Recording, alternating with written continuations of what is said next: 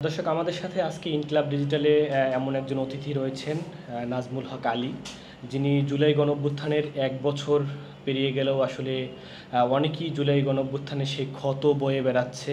আমাদের সাথে তেমনই একজন রয়েছেন নাজমুল হক আলী। আমরা নাজমুল হক আলীর সাথে কথা বলবো সেই জুলাই গণঅভ্যুত্থানে তার অংশগ্রহণের যে প্রেক্ষাপট এবং তার আকাঙ্ক্ষার বাংলাদেশ কতটুকু বাস্তবায়ন হয়েছে বা কোন প্রেক্ষাপটে তিনি জুলাই গণঅভ্যুত্থানে যোগদান করেছিলেন, সেই ব্যাপার নিয়ে আজকে আমরা তাদের সাথে কথা বলবো। নাজমুল হক আলী, আপনাকে ইনকিলাবে স্বাগতম। কেমন আছেন আপনি? জি, আলহামদুলিল্লাহ। আচ্ছা, আপনি কবে নাগাদ আসলে গুলিবিদ্ধ হলেন বা কেন আসলে জুলাই গণঅভ্যুত্থানে কোন আকাঙ্ক্ষা থেকে আপনি সেখানে যোগদান করলেন? সুপার ফ্রেশ ফর্টিফাইড সয়াবিন তেল, শুরু হোক হেলদি লাইফের জার্নি। জি, ধন্যবাদ। আমার নাম মোহাম্মদ নাজমুল হক আলী। তো আমি যখন আন্দোলন শুরু হয় ঠিক তখন থেকেই কাজীপাড়ার নেতৃত্বে ছিলাম। পাশাপাশি গুলিস্তান, এইদিকে বাড্ডার এইদিকেও বিভিন্ন জায়গায় আমরা ঘুরছিলাম। যে আমি গভর্নমেন্টে জব করতাম, ভালো একটা পোস্টিংয়ে ছিলাম, আমি কেন গভর্নমেন্ট চাকরি ছেড়ে আন্দোলনে আসলাম, তো এই প্রসঙ্গটা ওদের বেশি নাড়া দিচ্ছিল। আমি বাংলাদেশ অভিযোগ কেন্দ্রে জব করতাম, ক্রাইম রিপোর্টার ছিলাম আমি। তো সেই জায়গা থেকে ওদের আমার প্রতি একটা আক্রমণাত্মক বেশি ছিল যে একজন সরকারি কর্মকর্তা হওয়ার পরেও কেন আমি রেজেন দিয়ে আন্দোলনে আসলাম, এমন কি হয়েছিল। প্রধানমন্ত্রী, রাষ্ট্রের প্রধানমন্ত্রী, সে সকলকে রাজাকার বলছে। তো এটা আমার ইগোতে লাগে। ঠিক আছে, যে আমার বাবা যদি মুক্তিযোদ্ধা না হয় বা আমার দাদা যদি মুক্তিযোদ্ধা না হয় তাহলে কি আমরা রাজাকার ছিলাম? তো এই কথাটা আমার ইগোতে লাগে। তো সেই জায়গা থেকে আমাদের মতো যারা মেধাবী আছে তারা তাহলে কোথায় যাবে?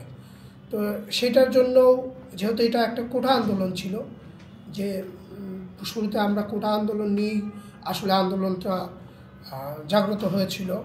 তো সেই জায়গা থেকে আমাদের মনে হয়েছিল যে মেধাকে প্রাধান্য দেওয়া উচিত।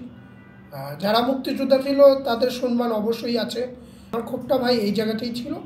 আমি চাকরি জীবনে বৈষম্যর শিকার হয়েছি, আর রাজাকার বলাটা ওনার কোনোভাবেই উচিত হয়নি।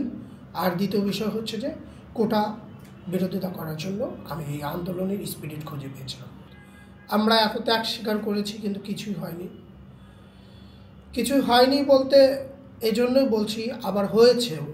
যেমন হয়েছে বলতে, আগে মানুষের কথা বলার বাক স্বাধীনতা ছিল না। কেউ কিছু বললে একটা ফেসবুকের কমেন্টে লাইক করলে, কমেন্ট করলে সেটা ধরেও মানুষকে শাস্তি দিত। সেই জায়গাগুলো ফিরে এসেছে, কিন্তু আমরা অন্যায় আটকাতে পারিনি, আমরা ধর্ষণ আটকাতে পারিনি।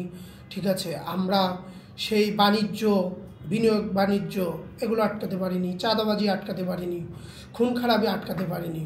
ঠিক আছে, রাষ্ট্রকে সঠিকভাবে পরিচালনা করতে পারিনি, অভাব অনটনের মানুষের পাশে দাঁড়ানোর জন্য আমরা একটা প্রতিনিধি করতে পারিনি। তো এই জায়গা থেকে আমরা আসলে ব্যর্থ। মানে আমি মনে করি আমি নিজেই ব্যর্থ। কারণ আমি যদি আজকে মনে হয় যে রাষ্ট্রকে বোঝাতে পারিনি যে আমি রাষ্ট্রের জন্য যে দুটো দৃষ্টিশক্তি দিয়েছি, আসলে আমার দুটো দৃষ্টিশক্তির প্রতি হলেও যদি তারা সহানুভূতি থাকতো, মানবতা থাকতো, তাহলে আমাদের যারা সহযোদ্ধা আছে এবং কি যারা উপদেষ্টা মণ্ডলী আছে তারা বাংলাদেশটাকে আরও সুন্দর করার সুযোগ ছিল, সুন্দর করে সাজাতে পারতো। কিন্তু সেই জায়গাটা আমরা খুঁজে পাইনি। এটার জন্য আমি আমার জায়গা থেকে দুঃখ প্রকাশ করছি। আমি আন্দোলন করে চোখ হারিয়েছি। আমি কিন্তু কোটা চাই না বা আমার কোনো সুবিধা চাই না।